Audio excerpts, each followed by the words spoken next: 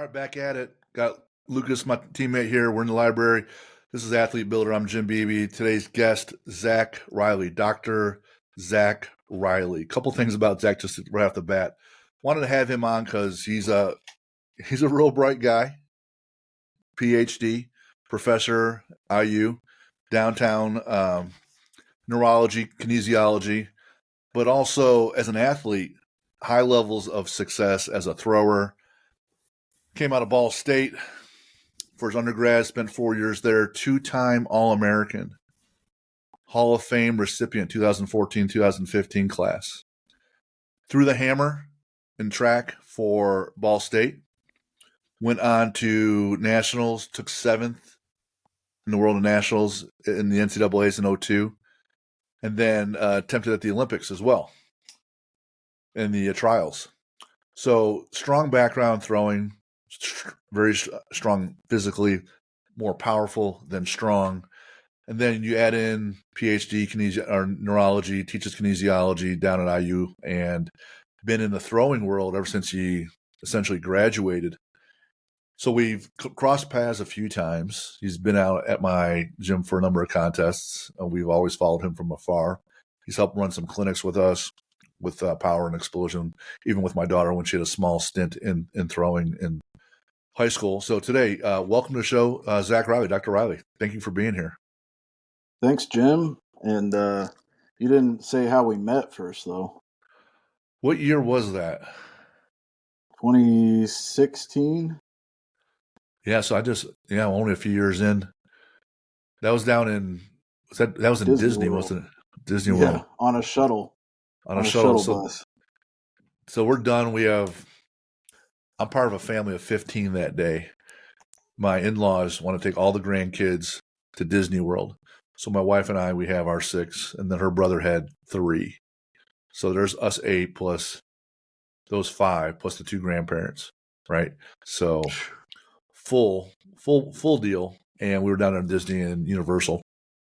And I'm standing on the bus. Other people are sitting. We're heading on the tram back to the hotel. And was I wearing a Valenti shirt?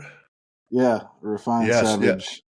Yeah, so Mark Valenti runs Blind Dog Gym out of Vermillion, Ohio, Northern Ohio. And I did a Highlander event earlier that year. So a Highlander Games is part strongman, part Highland Games and throwing. And I'm just wearing this shirt casually, and I look over, and there's a gorilla on the bus sitting there with a bunch of awesome tattoos. And he goes, "Hey, do you throw?" And I go, not well and not far. But I have fun with it, and I like to do strongman stuff. So I turn to him naively, don't recognize him. I don't know him from Adam. I'm completely naive. And I say, "So are you a thrower too?" And he goes, "I think I'm ranked number 2 in the world right now." I was like, "No shit. That's humbling right off the bat. I can't throw 10 feet, and you're number 2 in the world with world records." And here we are in Disney. So you were there with your daughter and your wife, right? Yeah, and my niece. We had taken. She was at the right age at that time for the Disney trip, so we did the obligatory. For us, one Disney trip was enough. But gotcha. And what are the odds that we're in Florida and we're both out of the state of Indiana? I'm on the west side of Indianapolis. You're down in Columbus, Indiana, but you work downtown Indy. So I'm like, what are the chances we're going to be that close and proximity? And then our paths kept crossing because we would have some contests at my place or a clinic. And, we asked Dr. Riley to come out, and sure, Zach would show up. Yep, loved it. Loved everything we did. Well, I appreciate it. Just a little background on Zach. He's competed at the amateur level and won that. He's competed at pro level. He's won contests there. He's set all-time world records in the Highland Games. And it's not just hammer toss like he did in college. In college also they have shot and disc. But there's nine events? 9 events, yeah. 9 events in Highland Games, right? So you got to be a lot better at a lot more things. And all your training and experience and knowledge and honestly hardworking habits led you to the point where you set world records that I can find on YouTube today. So that's amazing. Yeah. So my first Yep. question is, of all the 9 events, which one's your favorite and why? Oh, that's easy. Lightweight for distance. It goes super far. It's 28-pound weight that you spin 2 times and throw it with one arm. Um, I'm a speed junkie, not methamphetamine or drugs, but no, I'm a All right. speed junkie. I like moving fast. I like feeling on that verge of out of control and whatever I'm doing and towing that line, and that's the event that gives me that rush the best. So All yeah, gas, no brakes. Can you hold on enough so you're still within the trig so you don't fault exactly. and use And all that being power to heave it? being that I'm the shortest guy that has ever thrown that the farthest, I'm sure, and I'm just not built for it, and I love that. So Now your event in college was the hammer. it was the hammer throw. So But typically I what mean, I hear is a lot of folks don't like hammer in Highland Games.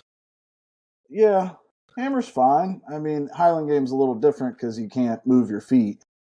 Sure. The reason I liked it in college was the same way I like the lightweight for distance now, is that it's on that verge out of control, and it really takes every part of you to throw it. It's not a you know it, you don't have any inherent advantages, disadvantages. It's whoever goes the fastest throws the farthest.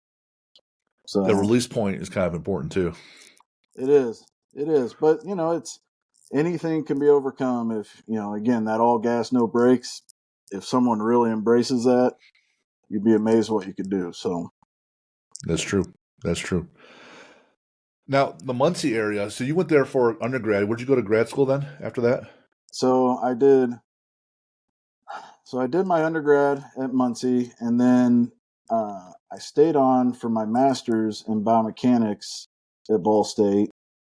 The first year, I was a grad assistant strength coach with football and a lot of other teams. Actually, me, Matt Winning, Mike Robertson, a lot of the strength world legends, I guess you want to say. Not me, but they stayed in it. But after the first year, I realized babysitting 400 Division One athletes wasn't the gig I wanted. So I went into the lab, and the second year, I got paid as a research assistant.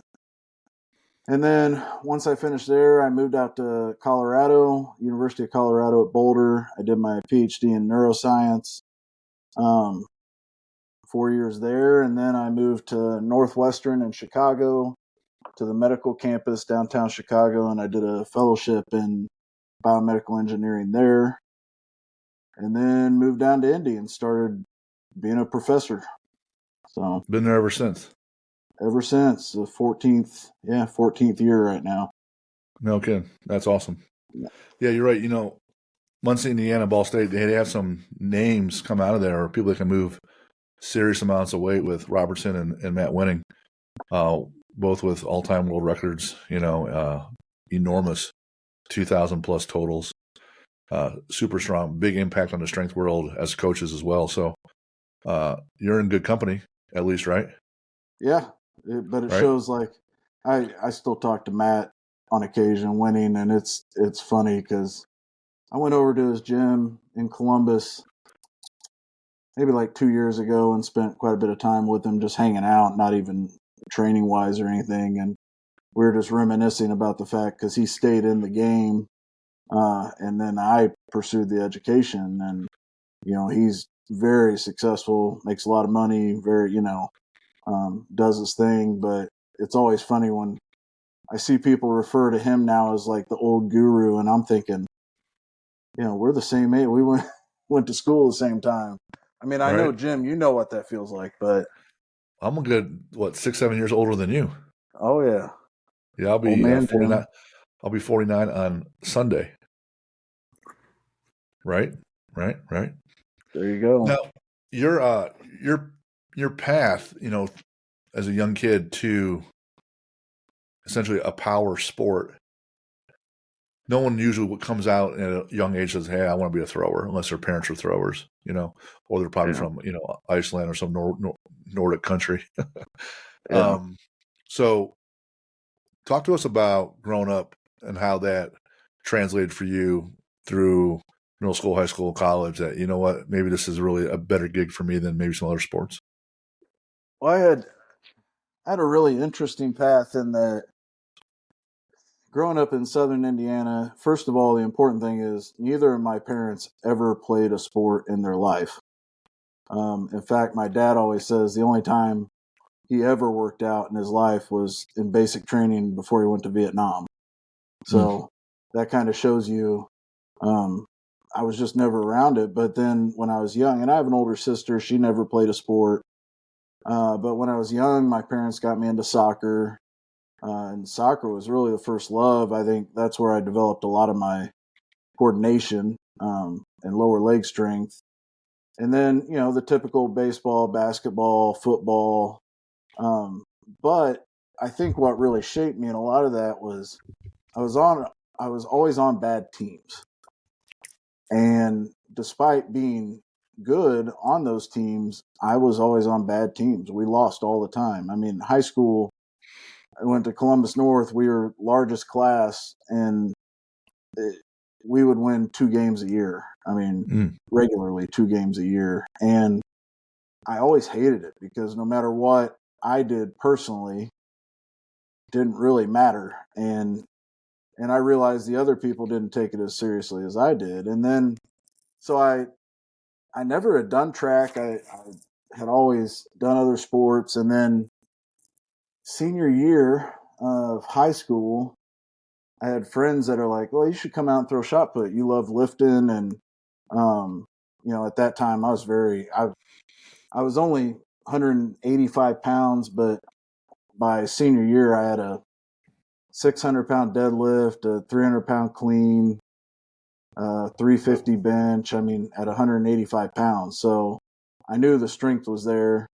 Um, and then, yeah, friends convinced me to go out and try the shot put. So I went out, tried it, ended up loving it. I think I got 13th in the state. So I went to state the one year I did it in high school. And when I was at the state meet, my dad, of all things, was like, so I had applied and gotten into Ball State, and I would like to say it was my first choice. I applied and got in because I got in no other schools. I'd gotten rejected from IU, Purdue. I was interested in anything but academics in high school. Um, you know, The chasing around the GPA, girls, right?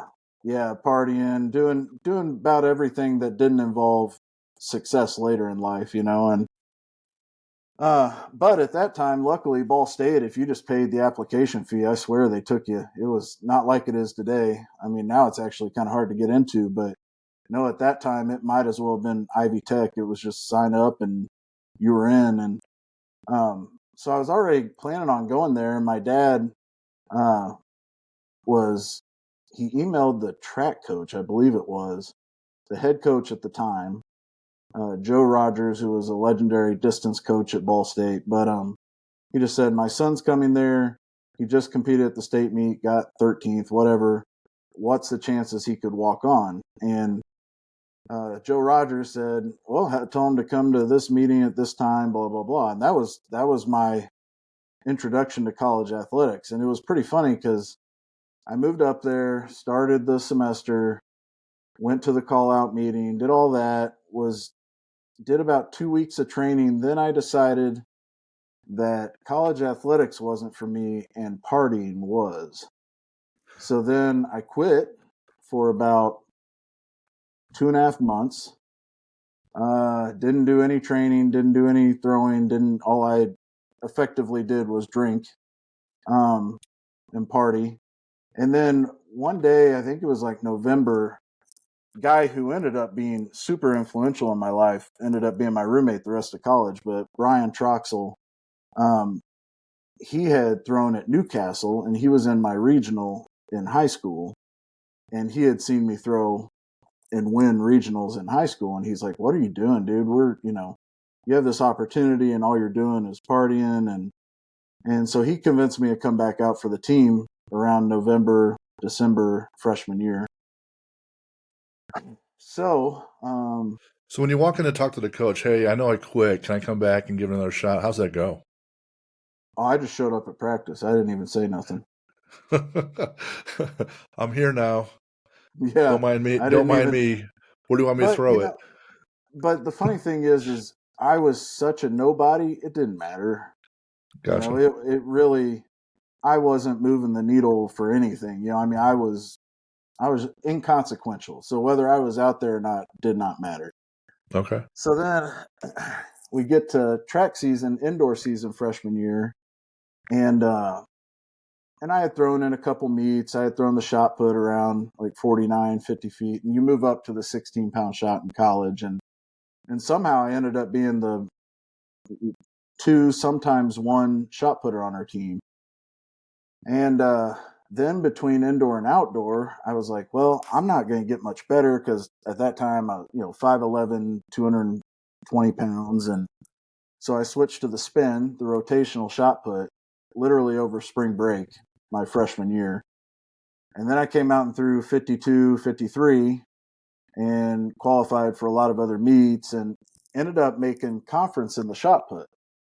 Well, here's where things got funny because I knew I was already going to go to the conference. They take your top two throwers for each event for conference, and I knew I was going to the MAC conference meet. And we already had a pretty good hammer thrower, and our other hammer thrower had gotten hurt. And so my throws coach, who was a graduate assistant, was just like, "Hey Zach, we're already taking you, so learn how to throw the hammer." And this was like 2 weeks out from conference. And at that point, I hadn't even seen the hammer because they were on different areas of our practice field. I didn't pay attention to it. I didn't know anything. Right. So one day I went over and I was like, all right, I guess, coach said I had to learn the hammer. So And by coach, it was your GA. yeah, our GA throws coach. And so I Right. went and ended up going to MAC meet and I got 23rd out of 23. All right. I threw 126 feet or something like that. But why this is important is sophomore year, I went to MAC at Buffalo and was seated ninth, won the meet, and threw 196 feet. So Jeez. I went from 126 or whatever to 196 in 1 year. And the whole reason behind that was I got home from that MAC meet freshman year and getting last place. The one thing that really motivates me more than anything else is I just hate to suck at something. I Right. can't stand to, be below average or not below average, like worse. And so I went out, I borrowed a hammer from our equipment shed, and I went out every day that summer and threw. I didn't go home for the summer. I never went home for a summer in college. And my roommate, who was our javelin thrower, he ended up, the guy that got me back out on the team, he became my roommate as soon as school ended. We started rooming together, and he had a similar thing with the javelin. He sucked, and he wanted to get better at it, and so we'd go out every day and throw, and that was what we did for the next 3 years at college. Was we lived together, we'd train every day, and we'd lift and throw, and that was it. Since So, you're so much better with the rotational versus the glide, why no discus? well, again, it was one of those. I never did it in high school because I just was going to throw the shot put. I didn't even understand there was another event. And then freshman year, I never practiced it because again, I was inconsequential. They weren't going to push me to go do other things. Um, I ended up sophomore, junior, and senior year. I never practiced the discus, and I got to go as our number two discus thrower, and I finished fourth, third, and third in the MAC conference in the discus without practicing it, Dang. and ended up throwing 172 feet with the 2K discus. So, yeah, but I hated it. It wasn't fun. The shot put wasn't fun. I mean, by the time I hit sophomore year, I practiced hammer 4 days a week and would do the shot and discus maybe half a day in between like doing plyo workouts. So I just hated them. Gotcha. So True or false? Sophomore, junior, senior year, you're still finding time to chase the ladies and have a few drinks. doing all that just fine. I was more effective at it. And the better I got as an athlete, it became easier. So now it was Higher funny because ROI. yeah, exactly. I knew when to do it. A lot of kids. The one thing I learned early on is because I partied and did all the things you shouldn't do in high school. Outside of that little blip freshman year, first semester, I didn't need to. I didn't need to test the waters.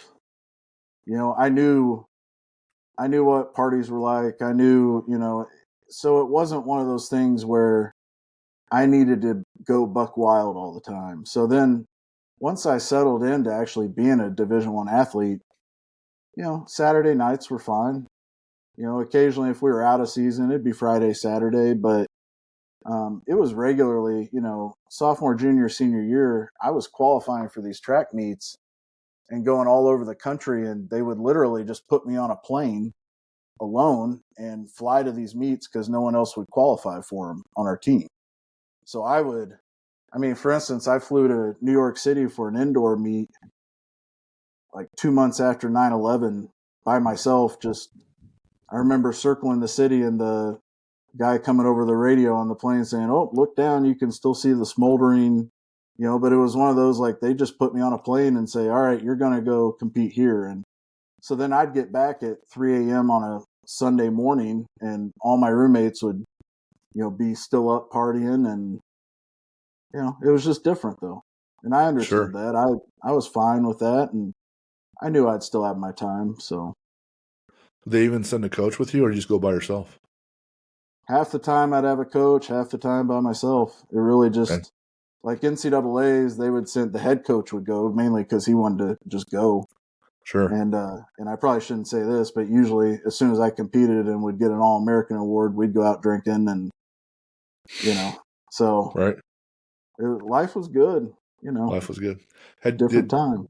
did you throw out in Eugene at Oregon? Yeah. So junior year NCAA's were out at Eugene. How was that? So this is interesting. Nowadays it's a lot crazier because they've redone the stadium but you definitely got that sense of history when you went out there. But track's funny because you can go to some big meets. Like I would go to Drake Relays every year in Des Moines, Iowa, and it's outside of Penn Relays, Drake Relays. It's probably the biggest meet in the country. And the first year I went, the stadium for the track and everything is huge and in the middle of downtown Des Moines. It's beautiful. They put all of us on a bus and bussed us to some high school out in the cornfields of Iowa, and that was where we threw the hammer. Ugh. And you had all these foreign hammer throwers like Slovakians and Hungarians that come to the U.S. to throw, and literally we get off this bus and it's a giant cornfield, and they're like, "This is Drake Relay's hammer," and it was like, "Oh, this is cool." I mean, those guys were throwing like world leading marks, and Right. it was you were in a cornfield, so Mm. that's track for you. Right. How was the rest of your track team outside of you in high school and college? Because you led off by saying, "Well, I wasn't part of any good teams." So did that change? It changed. Columbus North does have a strong track history. Actually, they've won a bunch of cross country state titles, and Columbus North, as a large school, is very good at fringe sports. We're very bad at the core sports. So we'll win soccer state titles, cross country, swimming, all these things, but then we suck at football, basketball, baseball. So we Gotcha. had some decent track athletes, but at Ball State, what was funny was when I got there, even placing at the MAC conference meet was looked at as like that's a win. Um, and I know I was the first 3-time MAC champ, and then my roommate, the javelin thrower, he ended up winning MAC his junior senior year in the javelin. And then we also had a girl hammer thrower that we threw together all the time. She ended up being a MAC champion in the hammer. Our throws ended up being dominant. And I'd like to think because again, I broke down that wall and it was like, oh, just scoring's not good enough. Let's see if we can win it. So nice. Would it be safe to say that there was a shift or increase in maturity in that you would lift in high school because it's cool to be strong, right? And it's cool to be powerful. And you're still doing that in college because it's cool, but also it translates well to your sport. But now you're like, hey, I'm getting kind of good at this. Your confidence has seen the reps where you kind of earned the confidence now. Now it's like, all right, now I think I got the hang of this. Let's see where I can push it. So do you think you were more focused and then more driven as each year progressed because, hey, I'm putting in more effort. I'm doing more extra work on the side. I'm benefiting from it. As a junior, I'm an All-American. This is pretty cool. I'm going all over the country. This is pretty fun now. Would that be a fair assessment? It is fair. I think the other thing and the important thing is I never really had a coach. So I had 3 different throwing coaches, all GAs, for my 4 years at college. Not a one of them knew the hammer throw really. So I learned it by watching, 3-second world record clips on the internet that would take 30 minutes to load. And that was how I learned. And it really, I think it's paid off my whole life because I've never had strong coaching, and I'm not hating on my coaches I've had. The big issue is a lot of it was just people doing it for fun, because those were the level of athletics that I was around most of the time. And so I was very much I'll figure out how to do it. And then in the weight room, it was very much, well, just throw another plate on and we'll see what happens. And that was always, and to be totally honest, when I got to Ball State, I mean, it was berserk in terms of, Matt, like a lot of times I would train with the power lifters because they would usually train right after track got done in the evenings. And, if I needed someone to squat with, I could squat with Matt. And it was also, we were on the leading edge of using bands. I'll never forget, we had gotten a set of the old jump stretch bands, and no one knew how to use them. We knew we needed to hook them under the squat rack and over the barbell for squats. Well, day one, Justin Cecil, my strength coach, who was a little guy who was amazing, just tough as nails. But he's like, all right, Zach, we just got these in. You're going to be the first one to test them. And I was like, yeah, if this is going to help me be more powerful, for sure. So, at that time I was squatting around 7, and we put like 500 on the bar. And I think we had a blue and a green on is what we worked up to. And I mean, this is one of those, I'm walking out and these are cheap barbells in the athletic weight room and they're oscillating so bad. And I feel like my spine's crushing. And we put so much band tension on that we walked it out and we flipped the squat rack into the mirror. Oh, shit. As soon as I walk it out, I brace, set my shoulders, the bar oscillates a little bit, and then the rack just goes straight into the mirrors. That's bad. So, yeah, we were definitely we were leading edge. And a lot of times Justin and Matt and those guys would just say, hey, why don't you try this? Right. And all right, we would challenge. We'd have challenges. I remember one time we had a challenge to see who could do the most reps of cleans with 275, just hang cleans in a row. And I did 14 reps and then passed out. We were working up to like max snatches one day, and I headbutted the bar as it was coming up, knocked myself out doing that. I remember one time we were doing speed work with squats, and this was, of course, the original West Side speed work. It was not low percentages, and Justin had me do 595 for 10 sets of 1 with 45-second rest on squats. And this is that's high intensity. No knee sleeves, no wraps, no nothing. Just walking under the bar. And I don't even think I had a belt, and I was in track shoes. Like I didn't even have my Olympic lifters yet. But it was one of those, by the time you'd set up and do the rep and rack it, you had to start working towards unracking it again. Yeah, the whole setup, a lot of times the setup, the walkout, and the racking easily takes a lot longer than the actual rep itself, even if it's 2 or 3 reps. Yeah. It was brutal, but we always did stuff like that. It was fun. A lot of times when I'm coaching athletes and I'll say, hey, sumo deadlift is great for your building lateral strength, or speed squats are great for this and that. But I'll also then say, well, this is what the book says, and this is what I've seen. This is what I've seen work for me and for others. But that doesn't mean anything for you. This could be completely different. You might need more volume. You might need a lot less volume. You might need to do some more hypertrophy work first. So here's what it says, but how does that translate for you? And it's really true with people's nutrition. I'll say, well, here's some good numbers for you to hit, but let's see how you react on game day. Are you lethargic? Are you gaining weight? Are you losing weight? So here's what it says, but who knows? Who knows? People are different. But you know what matters with that, and this brings up an important point, is like I go back to, since I didn't really have coaching, I was very self-aware. A lot of times now you could tell those same athletes these things and be like, well, are you feeling lethargic? Or how did that weight feel when you took it out of the rack or whatever? They have no sense of their body. Yeah. Unless you tell them what they're feeling, they have no sense of their own. Like if you ask me how my recovery is today, I don't need a Whoop band or strap or anything to tell you. I can tell you how I feel. I can tell you how much sleep I got in general. I'm just very aware. And I think a lot of kids nowadays are very not aware because they have specialized coaching from the jump and they haven't had to think for themselves. So, well, in a lot of ways, they're just taught to be drones where they're told information and then they're required to simply spit it back, but not apply. So then they don't make that cognitive jump.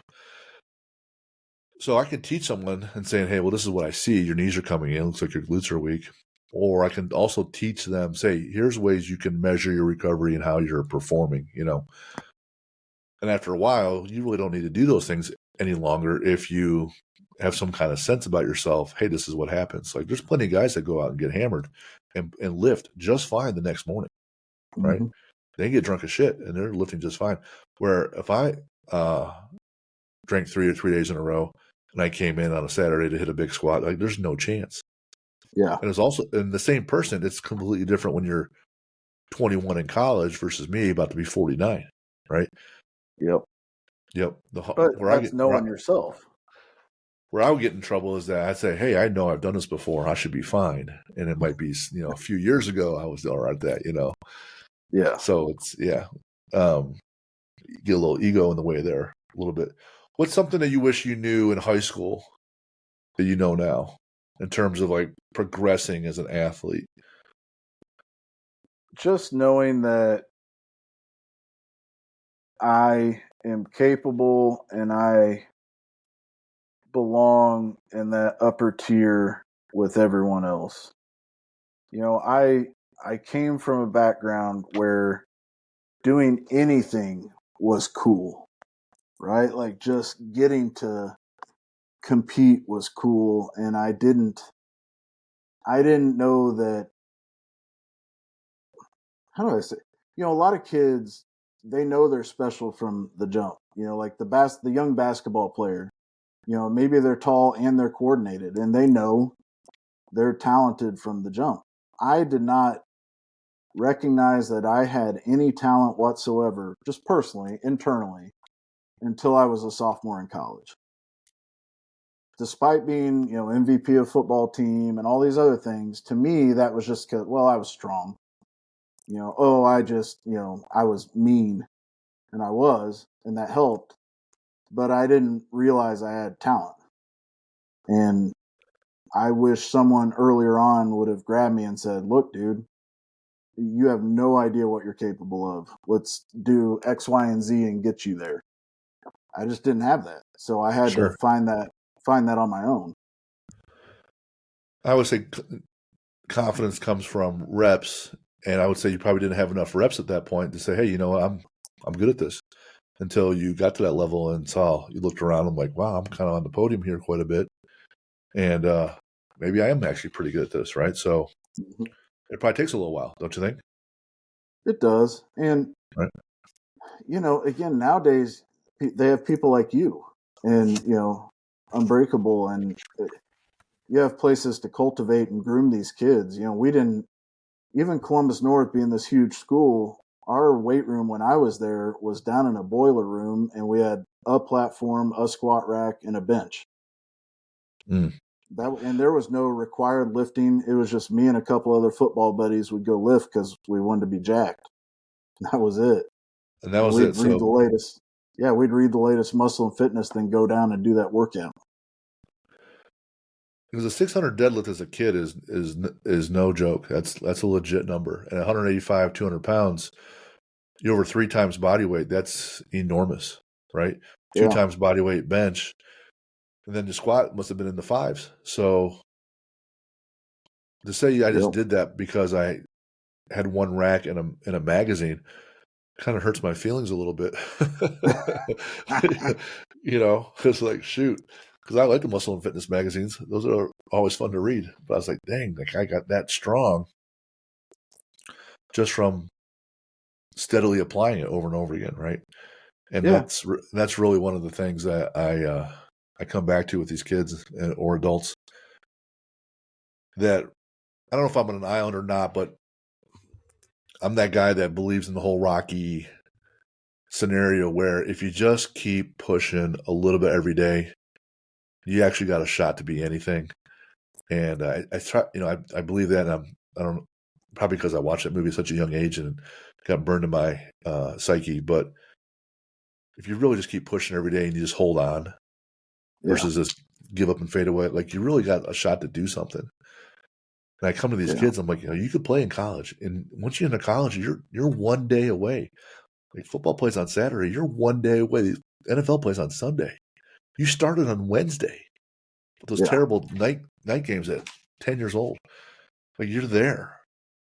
Just But go, but you right? can't be afraid, and I think that's the biggest limiter on most kids' vehicles. Is they're so, like, well, you take an adult into the weight room now, and the number one thing they're gonna be worried about is, well, am I gonna get hurt? If I progress, if I do this, am I gonna get hurt? And that is one. If you say my biggest strength, probably as an athlete in general, is I just don't care. I don't Right. care if I get hurt. And I mean, I've destroyed my body, and I just don't care. I don't, why do it if you're only going to do it halfway? And I never understood that. So even back to high school, when people are saying, hey, let's throw another plate on, sure. I mean, what? Okay, the deadlift, it's not going to come off the floor. All right. Or the Right. squat, I'm going to get pinned to the rack, whatever. I mean, what does it matter? It's worth trying. And Right. then you don't know. And then all of a sudden your barometer changes. And now you're a 600-pound deadlifter. And now things are getting real, and I've just always been that way. I've never seen a point in being afraid of a weight or a throw or a tackle or anything. It just didn't make sense to me. It's I don't know. Maybe with the adults, they don't want to get hurt because it's painful and a setback. A lot of times there's a concern that it might look silly lifting next to somebody else. Or they might look weak, or they might not be doing it correctly, which no one does it correctly at all for a long, long time at first. But I think the bigger fear with these student athletes is not like, hey, I could get hurt with this lift. It's what if I throw caution in the wind, set my hair on fire, and go, and I still lose? Or what if I try really hard and I put all this effort in and I don't get a scholarship or I don't make it to the pros?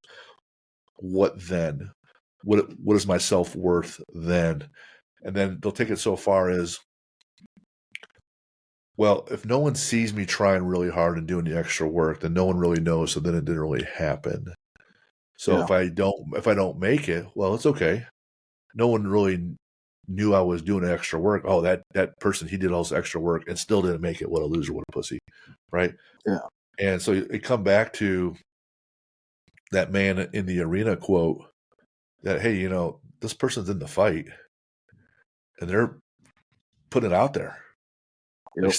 stand up and applaud, right? Yeah. You're watching on the sidelines. You're the one that sucks. Yeah.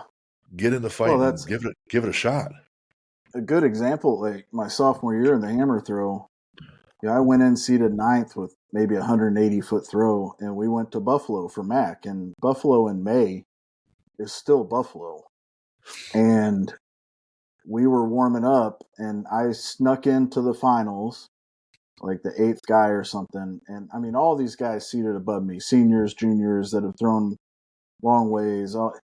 It starts snowing, and the ring's getting slippery. And at that moment, I'm sitting there like, well, here's my chance, because they're all, you just see everyone like, they're scraping their feet, like trying. You can tell it's in their head, right? Right. And in my mindset at that moment was, well, I mean, hell, if the ring gets icy, it'll only make me quicker.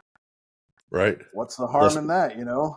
less And friction. so then, yeah, so then I think it was like my fifth throw that I busted that 196, and I mean, it literally just wilted everyone else, and it was all because of that mindset of like, I'm gonna go for it.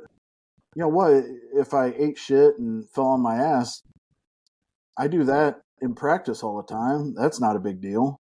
It's Right. really, but it's worth going for. But that minute, the minute the skies opened, it started snowing. You could see everyone just, you could watch the gears turning. Like, how are we going to do this? Sure. And people saying, well, can we delay it and all this? And I'm just like, let's go, let's do this. So, but that's it. You don't. But then you never know what your ceiling is. And I would much rather die knowing what my ceiling is than never sniffing it because I was afraid. Sure. That doesn't Right. make any Right. sense. So No. It's hard when you have we host a lot of competitions at the gym. You'll see it with powerlifters, CrossFitters, Highlanders, strongmen for sure, all of them. And they'll say, well, in training I did this, but my PR is this. I'm like, you are in a controlled environment. No one's around. You have your music playing. You took all the rest that you wanted. That's not a sport. The no. sport is when there's things that you can't control. The weather changes when you're a thrower outside. Mm-hmm. Like in strongman world, all the implements are different. CrossFit Yep. and powerlifting too. Like there's a lot more standardized things, but things are different. And there's people there and there's watching. So that's what makes it the sport, the variability that things could go certain way. And then you have to apply and adapt on the fly and still decide to go out and attack and then win. That's what makes Yeah. it a sport. Otherwise, you're just training, right? Yeah. Everybody And can hit that's that, the most fun.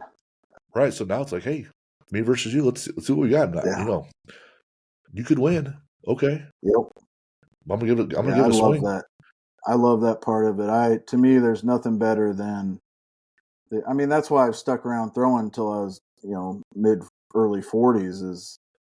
Nothing beats competition. I mean, I'll find something to compete in no matter what, because I love that feeling of the being amped up and the jittery before, and then the feeling when you demolish somebody.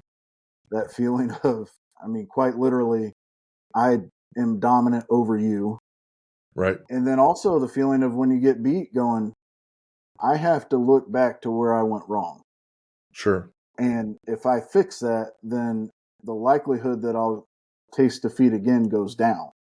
It I does. like every aspect of that. I like every part of that. So, I have our athletes doing these after action reports. So you got a 10-game season, and people say, it's win or learn. I'm like, no, you're close. It's not it. It's win and learn or lose and learn. But still, you want that feedback loop because you go somewhere else and somebody could be better. So can you get as much knowledge crammed in that head of yours so you can adapt faster? yep. So you finish college and you're on the academic side. What's fueling the competitive spirit from a physical standpoint? Because you didn't start Highland Games right off the bat, right? Well, it's kind of funny. I shifted a little bit. So I go back to, I'm finishing my biomechanics master's, and I knew I wanted to get a PhD. I had never had any neuroscience. I hadn't taken a class in neuroscience. I had no neuroscience background. And I went to an American Society of Biomechanics meeting. I forget where it was, Pittsburgh or somewhere. I had presented some work, and someone had gotten up and done a talk on like bioelectric signals and stuff, and then they always have the microphones about midway down the aisles in the auditoriums. And this guy, this New Zealander, this Kiwi, walks down to the microphone and for the next 10 minutes proceeds to just shred the person that presented on stage. Tell them how their work was totally wrong. Dang. They should really quit and do something. I mean, it was like, Wow. it was ruthless. And I looked over and I said, I want to do a PhD with that guy. And so then I had no idea who he was. I had no idea what he did. I looked him up. He's Roger Anoka out of University of Colorado. He has 200 publications. He has several textbooks. He has millions of dollars in grants, and he studies neuroscience. So I sent him an email, and I said, here's my transcripts. I've never had any neuroscience. I don't know what I'm getting into, but I'd love to come be a PhD student in your lab. And he responded back with, I don't really see how that's possible, but I'll fly you out. Okay. All right. So he flies me out. And the other thing on my GREs, So you got a shot. my GREs, we had to, you have to take your graduate exams, your GREs. And I had gotten a perfect score on my quantitative and an 800, and I had scored a 460 on my verbal. Like, I'm pretty sure Appalachian rednecks would Right. destroy my verbal score. But I was just like, hopefully he just cares about the quantitative. So he flew me out. I interviewed. And at the end of the day, he sat me down, and he was mean and he was stern. And he sat me down. And he said, I have no right to offer you a position whatsoever. He said, but you're a successful student athlete that still graduated with a 3.9. And that shows me that you know at least how to work hard. And that was it. That was what he took me on. And I started that program with all the, undergrads in engineering from Cornell, all these students from all over the place.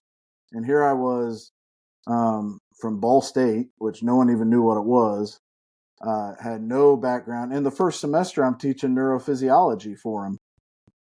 I still hadn't taken any classes at that point. I was learning 2 to 3 days ahead of these advanced senior undergraduate students. Dang. But it proved exactly what I thought, was that I could apply the same drive and work ethic and not lose attitude to academics too. And he had never had a PhD student graduate in under 6 years, and I made it out in under 4. Huh. Partly because, and again, it's not because I'm some intelligent beast. It's I'll outwork you, and that was the way it worked. I mean, we only had one lab space, and we had so many people in the lab, it was always super busy. But he had a closet down in this 100-year-old gym in Colorado that he stored all of his old electronics and equipment in, all the stuff that was outdated. And in a year, I had about a year left, was going to be at least 2 or 3 more years left. And I went to him and I said, hey, if I clean that closet out and rewire all those electronics and get everything working, can I use that as my lab for the rest of my dissertation studies? And he kind of laughed and he said, yeah, I mean, I don't think any of it works, and you aren't good at electronics, so I don't know what you're going to do with it. And that was like May something that year. And I just locked myself in there for the months of the summer. And by September, I had a fully functioning second lab for our lab and ran all my studies out of there. And it was not the days of YouTube where I could just look up something and learn how to do it. It was, 100-page, diagrams of electronics and it sucked. It absolutely sucked. But I wasn't going to sit around and let my fate be determined because I didn't have time in the lab. So it's the old So if bet your on yourself thing, I guess. head down, fuck you, I'll show you. Oh yeah, Yeah. we'll see. Oh yeah, really? Oh, We'll see. that was all that was there at Colorado because Right, I was never going to get praised. right. It was Did you tell the guy, hey, I inspired. saw how you really dressed down this presenter, and I thought I want to be around that because I know I'll get better because of the feedback. Did you tell him like, hey man, you really destroyed that person, and that's why I want to come here to Colorado? I Did you tell never that told guy? him that. No, I never told him that. Never gave him that satisfaction. Um, The other thing no, is that you just take, hey, I don't want to suck and be 23rd out of 23rd in throws. I want to win this. I want to win this. And then so, yeah, you're not throwing, but hey, 6 years is the deal. All right, let's do it in 4. Oh, yeah. I'm around all the Ivy League guys. Okay, we'll see. Hmm. So you take I want to be competitive and win, and apply that philosophy, and you got a good shot in almost anything. Don't you think? Yeah. Yeah, But sure do. again, but you're not afraid. Right, because it holds you And, back. It creates so much friction. yep, Yep. Hmm. exactly. So I read through some of the things I asked you, and I liked your responses. Um, right away, the first sentence on mindset, I asked, what are some things that have been critical for you? And you go, if you have the reps, turn your mind off. Your mind can only mess up what your body is optimized to do. That first clause, though, is crucial, right? Hmm. If you have the reps. Yeah. If you have But the reps, I mean, once you do, yeah. full send, Think go. think about it. When you get in big moments, Olympics and these big moments, everyone's pretty equal. You Right? know, it, everyone's Razor high thin. level. Yeah, Razor thin. everyone's been trained, optimized, all that. The only thing that's going to separate those people is the people whose minds take over and make them shit the bed, or the Right. people whose minds maybe can help them a little bit. I heard a great quote when I was actually freshman in college throwing. Um, I forget we were at a meet or something, and someone said this, but he said, "No matter what, at every track meet, a third of the athletes will perform far below their expectations or abilities.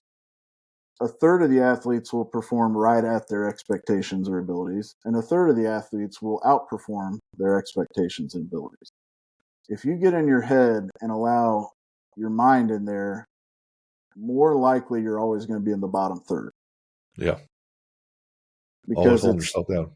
it's the sympathetic response. It's your heart rate's too elevated. You have the adrenaline dump. You have all these things. Whereas I know with the amount of reps I get and the amount that I train, if I can leave my mind turned off, my body's going to do what it wants to do. And that's usually correct.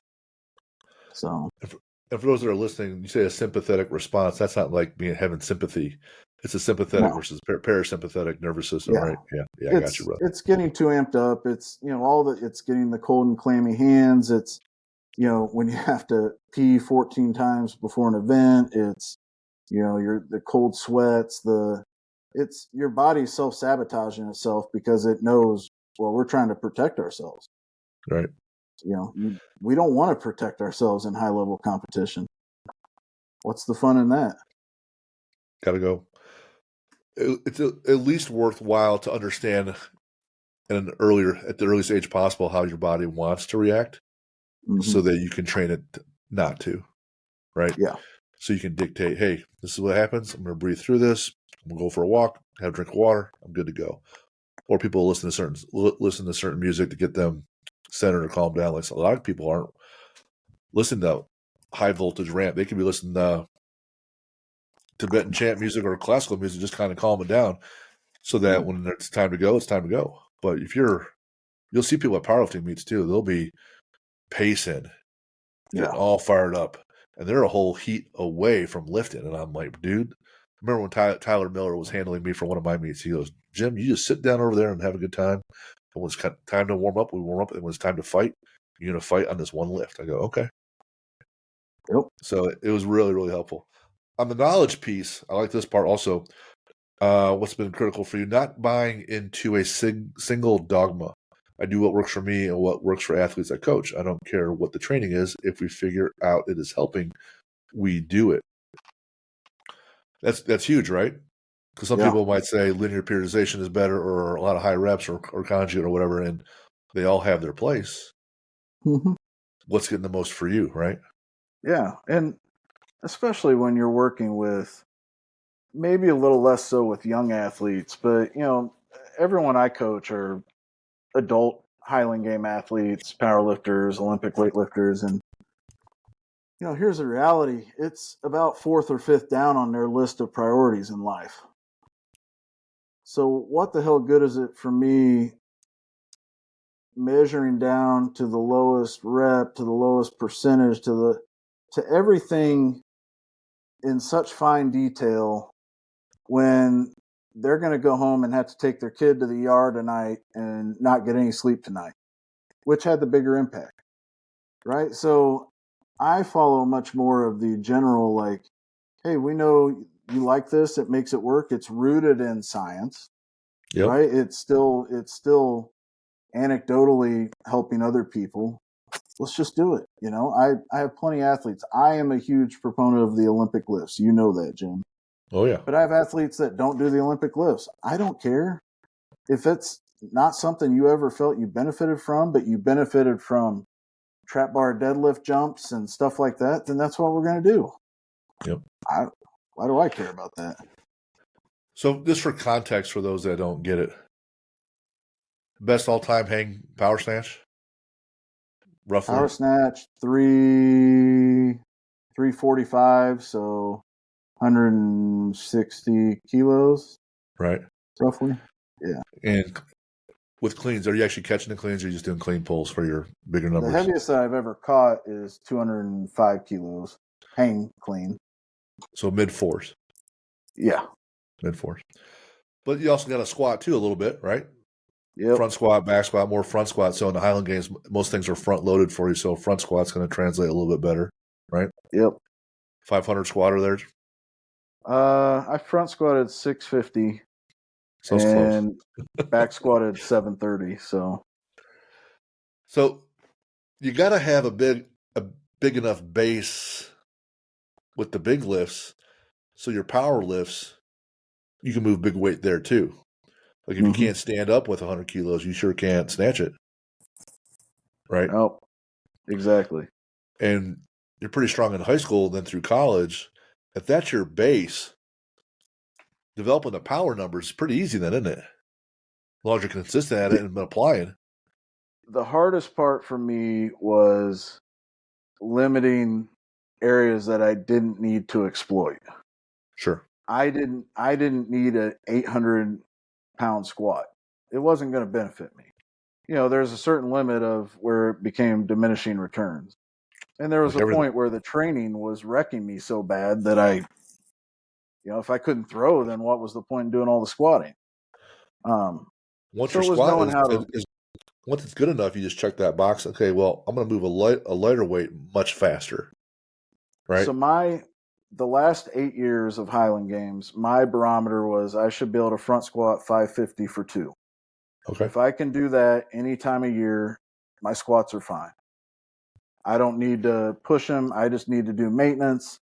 That was my general rule of thumb. And I could do that year round at any time. Now I would change the percentages and do everything based on what phase of the season I was in. But yeah, that was my, just be able to do that. I'm good. We had Tom Berry on a couple of weeks ago from Westside, and he goes, the point of the lifting is so you can apply your skill. Mm-hmm. The point of the lifting is so you can take those implements and throw them really, really far. So even if you were the king in the weight room, but you didn't spend enough time throwing, well, you lost. Yep. Regardless of the sport, but you still have to check some boxes. on the teamwork, you talked about that where you're trained with Matt Wenning or even your PhD leader, guru, mentor. You probably still don't get to where you are without someone pushing you or at least challenging you. And for you, you mentioned the javelin thrower. He goes, "Hey, dude, what are you doing, man? You're kind of fucking around here, right? Yeah. We can still go out and have fun, Mm-hmm. but look at this opportunity. So come chase me. Let's see if we can do this." And then you start beating some other folks, or you're lifting with Matt. Talk about how you got to have someone not always the same person, but it's good to have someone as the antagonist pushing you as a barometer or otherwise. I think it's always helpful to. It's more someone to set your sights on. In Highland Games, I've never had a training partner the past like 8 years. Occasionally, I would throw with other people, but it was very rare. Occasionally, I would lift with other people, but it was very rare. But I just knew like Spencer Tyler is the best Highland game thrower in history, and we were very good friends. We overlapped, and my thing was I just want a chance at beating Spencer. And the only way I'm going to do that is if my lifting's dialed in, I'm getting all my reps in, I'm competing the appropriate number of times. And Spencer would even tell you the first time I ever competed against him at the pro level, I remember walking because people were just scared. He was so good across all the events. It was truly a battle for second, and people just thought that And I remember the first game. I think I threw against him. We were down in outside of Dallas, Texas, and it was in a rodeo arena. But I remember walking up to him like, "You better bring your A game," and because I'm going to push you today. And he kind of chuckled, and you could tell it was like whatever. And I probably held the stare a little too long, and I was like, "No, really, don't fuck up. Like, don't mess up an event because I'm going to be nipping at the heels." And years later, we still talk about that. Like, he was like, "You're the only person that ever walked up." And I genuinely thought, like, I don't know how he's going to do it, but he might beat me because I had that belief. I don't, again, everyone messes up. Everyone's fallible. So you catch him on the wrong day. He had a streak for like 5 years. He never got beat in the heavyweight for distance. I mean, he's the world record holder, all this stuff. And we were at the biggest game in the world out in Pleasanton, California. I think it was 2019, and I just destroyed him. And the first time he had gotten beat in the heavyweight for distance, and he came back the next event, the lightweight for distance, and threw a world record because he was so pissed he got beat. And that world record stands today. It's like 98 feet 9 inches in the lightweight Dang. for distance. But he was like, I couldn't believe I lost. And I was like, dude, I was waiting for the one time. Right? So, And just keep it's, pushing and pushing, and then you have a yeah. shot and you take a swing. But I do think having those partners are important. But for me, I never needed someone in the daily workout with me. I needed someone that I knew I was chasing or that didn't It's think hard, I could do it. right? Yeah. Gotcha. This next stat is as impressive as as you throwing for a world record. I have meal prepped every Sunday for the last 14 years and have not missed a week. I prep every meal through Friday. I leave Saturday open for whatever.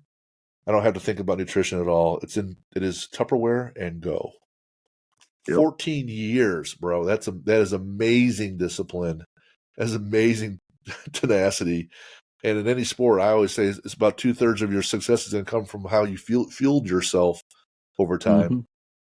and your preparation, and then on the day of. Not missing a day 14. I'm nowhere near that good. That is impressive. Is it all you, or is your wife helping you a little bit? No, no. She's cooked like 2 meals in our entire time married. It's all me. It's look, here's the key is I look at food as fuel. Right. Um I every meal is either beef and rice or turkey and rice.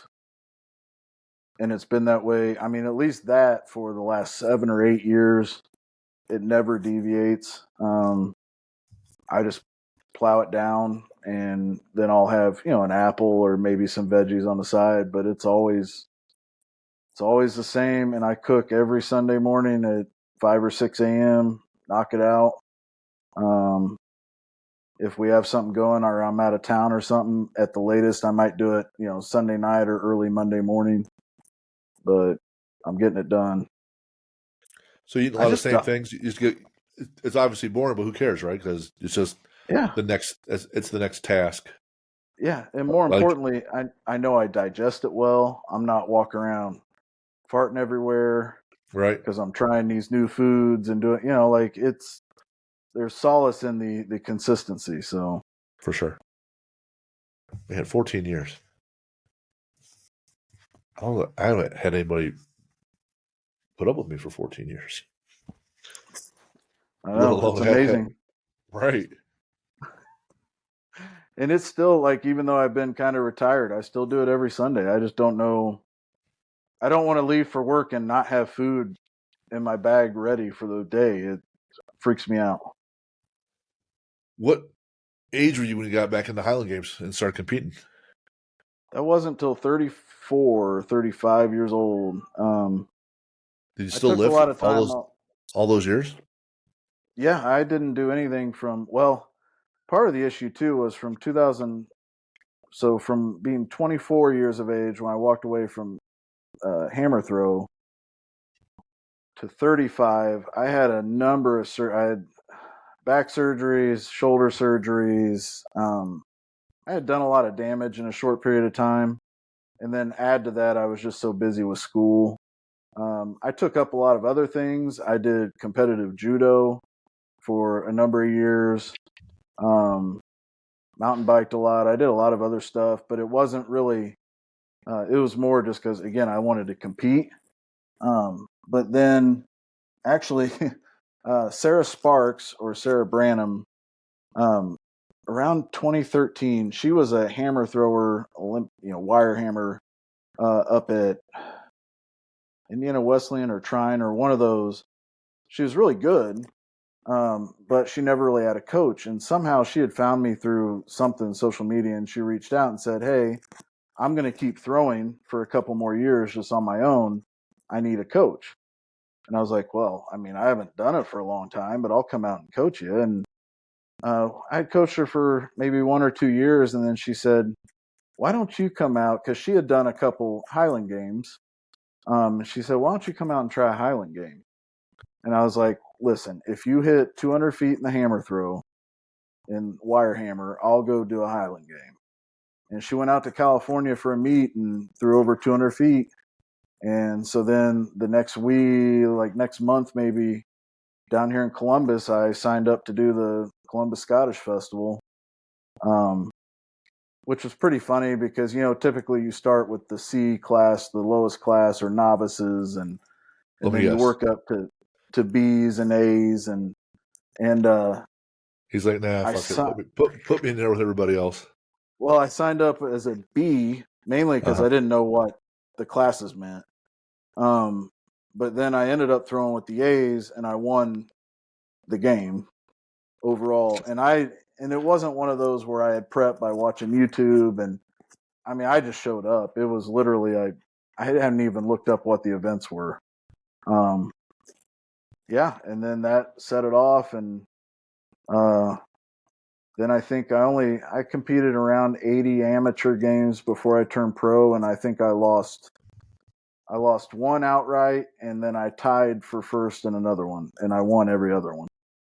Why'd you wait so long to So, turn pro then? so the game I tied. So the biggest amateur game in the country is the North South in Florida, and it's in January. And they pick the top 5 amateurs from the South, and they go against the top 5 amateurs from the North. My first full season, I got selected to go down for the North, compete for the North, which was hilarious because it's a very political thing, and they want people that have been around for a while and that are going to help the team win. And I was the last person to get selected for Team North.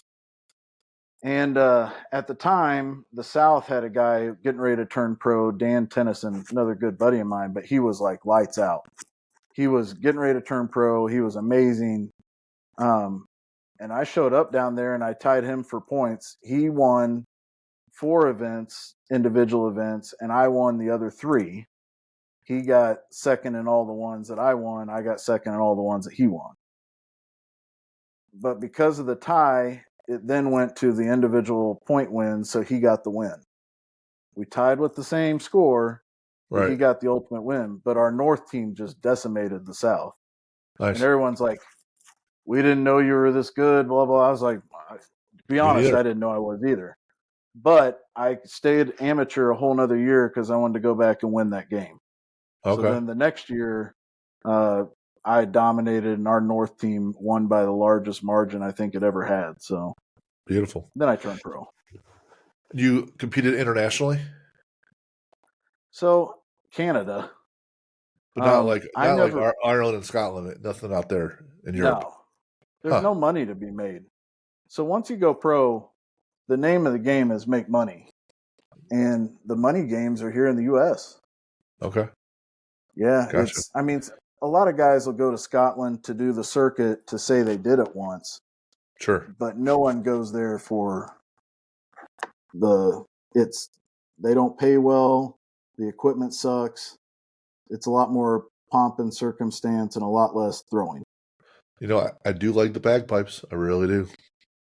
Oh, you'll get tired of them eventually. How about the Arnold? The Arnold was interesting. Good time, not a good time, both? Both. Again, the first time I did the Arnold, I went in as a unknown, and I literally knew nothing. I had only done a few games, and they had the top amateurs in the world, and I got allowed to go because I was fairly local. And again, dominated. I think I won the majority of the events, and it was kind of funny because we were doing stuff that, like, you throw an extra heavy sheaf. I broke the world record for the heavy sheaf we had that day. But I was doing things that it was, again, kind of the ignorance is bliss thing. I just had no idea what I was doing, so I just went all gas again, and it paid off. So constant trend in your history. Yeah, but why? It was fun. So why hold back? So why not? Right, that's right. And now at this point, you're at the you're even published, not necessarily in the PhD world, right? I'm sure you are there with all your articles and stuff. But more importantly, in the throwing world, you and Carrie Overfell, right, out of Kentucky. Yep. You guys even have a book out on Highland Games and throwing. Yeah. So I'd only been in the Highland Games for a year, maybe 2, and Carrie had helped me a fair bit. Just I had thrown at one of his games and threw far, and he took interest. And I remember one day I called him, texted him, and I said, "Hey, I want to write a training book, but it's kind of ignorant for me, this guy who's only just started the Highland Games, to write a training book. Who's going to trust it?" And I said, "I want to throw your name on it, and what I want is kind of anecdotes, funny things to put at the start of every chapter." And I said, "I'll write the book." And I said, "All proceeds will go towards your gym." That was my only requirement. I didn't want any money from it because it doesn't. You can write my book too. We can talk about that later. So, right. But yeah, so it just worked out really well, and we sold far more copies than I ever assumed we would. So it's been a really fun experience. Pretty good deal. Yeah. This piece you wrote here on recovery, you're like, essentially, you're like, I kind of suck at it. I don't really pay attention. I neglect it. My sleep is shit. I don't do any other modalities, but whatever. I'll do some stretching every once in a while. At least, being a big boy, like, you gotta look an ice bath every once in a while, right? I've had spells with it where I do them, but I also live by the motto, like, we train because we love to train. Sure. Now, 2 days to 3 days a week would be optimal for my training. Like if I were to go back now and compete, honestly, I believe 2 days a week hard would be perfect for my lifting. Yep. Would I do that? Never. Because I love training. Yeah, right. Yep. So why would I only do so much and then be like, well, you need to rest. You need to throttle back. Yeah, I do this stuff because I want to do it. Right. I don't have $1 million contracts on the line. If I did, maybe that'd be a little different. But I'm controlling my own destiny. So if I'm going to do that, I want to train. Gotcha. And it's the same. I don't get enough sleep. Why? Because I like to do other things. Right. I like to read. I like to work hard. I do a lot of woodworking. When I come home late in the evening, I'm out in the garage doing woodworking stuff. I have things I want to do, and sleep gets in the way of that. So I just will cut that out. Your daughter still designing tattoos for you?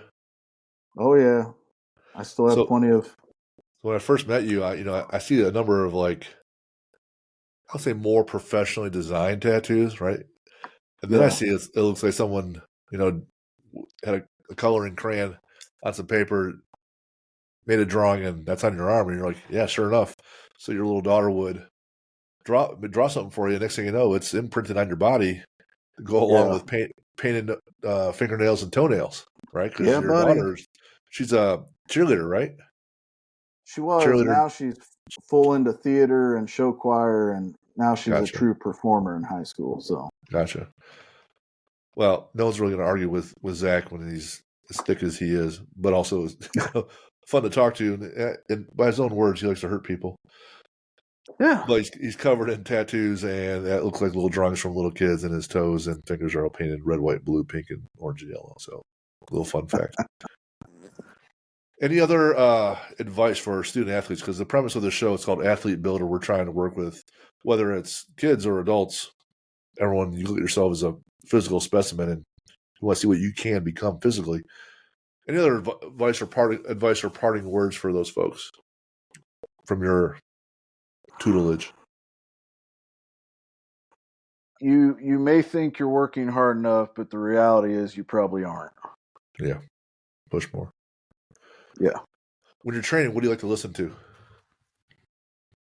Oh, it depends. I love my old Slayer and a lot of Meshuggah and all the heavy metal, but also I listen to a lot of jazz, classical. Sometimes you got to put on the 90s rap just because that, Jim. There's there's things, but it's kind of the mood. Honestly, most of the time I don't listen to anything anymore. Yeah, I do that too. I got enough voices in my head to keep me occupied. What's a place or an adventure you'd still like to do that you haven't done yet? Well, when my daughter graduates high school, we're going to take her to Paris. That's always long been the graduation present, and I want to see her. I've been to Paris, spent quite a bit of time in France, but the day I'll get to hop out of a cab in front of the Eiffel Tower with her will be the thing that will be the last thing I have on my definite list. I want to see her face. That's beautiful. Favorite sports movie? Oh, it has to be The Program, baby. The Latimer, the early 90s FSU kind of documentary sort of. Right. That was who it was meant to. Oh, that was great. Favorite sport to watch?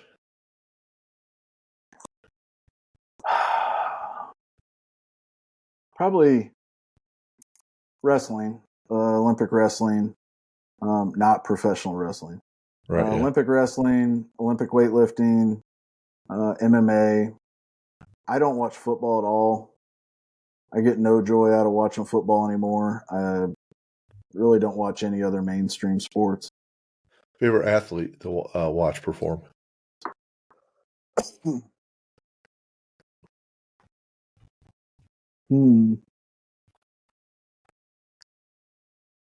Man, that's a tough one. I'd love to say the Michael Jordans because, again, that's the era I grew up in. But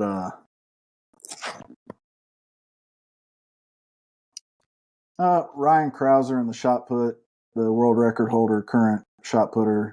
He's a beast. He comes from a throwing family.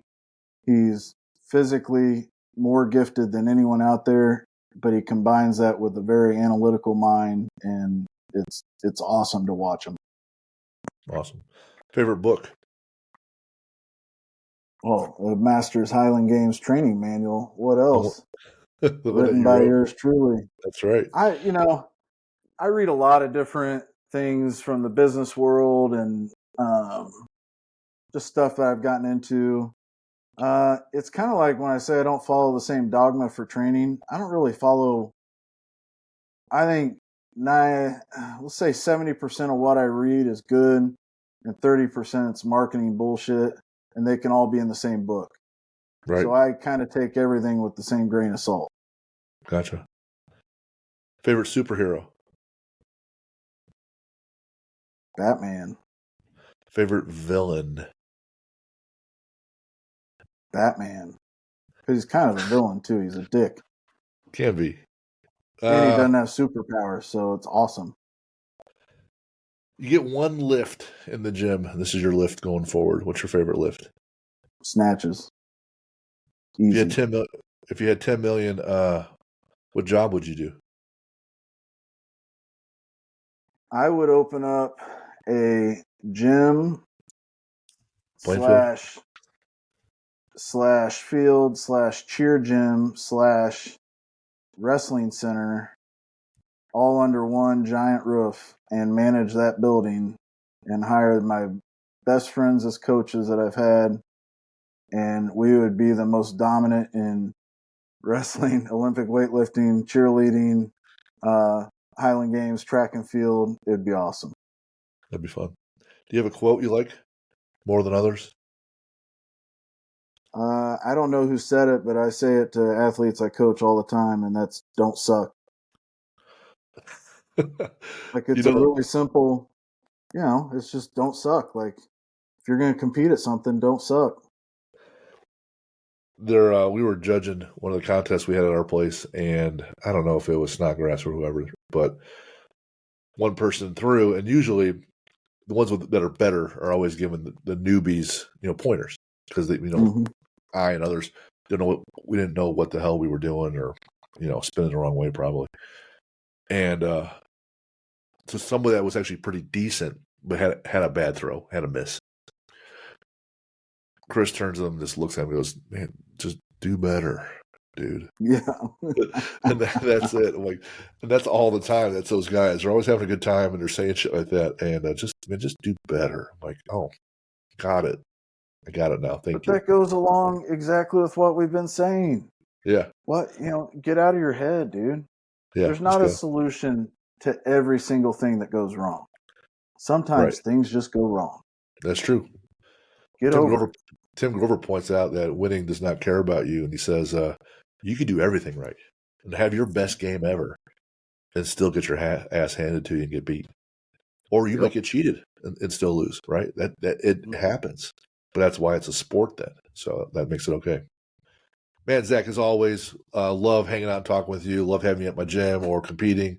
Sitting around talking about whatever, sports, throwing, lifting, drinking. It's always a good time. And thank you for being so generous and hanging out with us, me and Luke, and really enjoyed our time. I got plenty of notes here and plenty of insight. So thank you for the help and the generosity today. I appreciate you.